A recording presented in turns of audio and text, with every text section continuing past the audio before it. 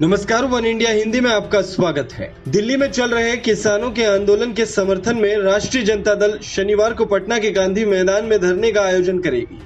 इसकी विधिवत घोषणा खुद विपक्ष के नेता तेजस्वी यादव ने आज पटना में आयोजित एक संवाददाता सम्मेलन में की।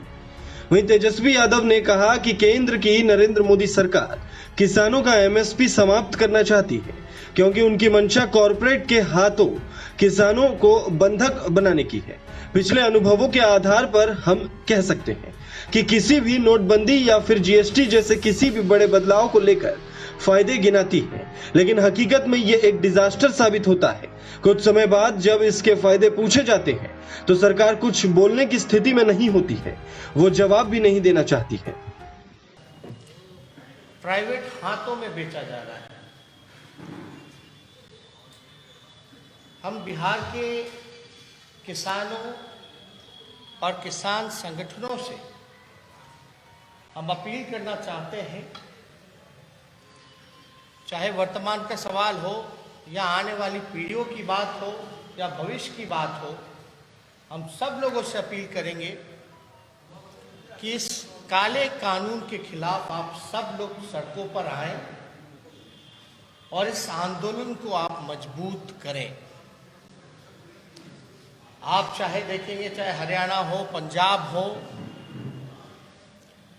सारे किसान जो हैं, चाहे वेस्टर्न यूपी के हो, देश भर में किसानों में बड़ी नाराजगी है मौजूदा सरकार से।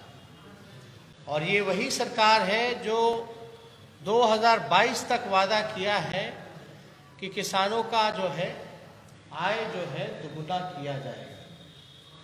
अब ये किसी के समझ के पड़े है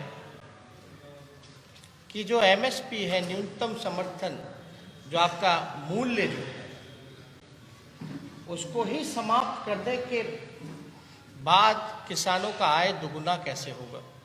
दरअसल तेजस्वी यादव ने कहा कि केंद्र सरकार हर वो कोशिश करती है जिससे मुद्दे को भटकाया जा सके, लेकिन सवाल यह है कि एमएसपी को ही जब समाप्त कर दिया गया तो किसानों की आय दुगनी कैसे होगी। तेजस्वी ने किसानों और संगठनों से अपील करते हुए कहा कि इस काले कानूनों के खिलाफ आप सड़कों पर आए और कानून के खिलाफ मजबूत विरोध दर्ज करें।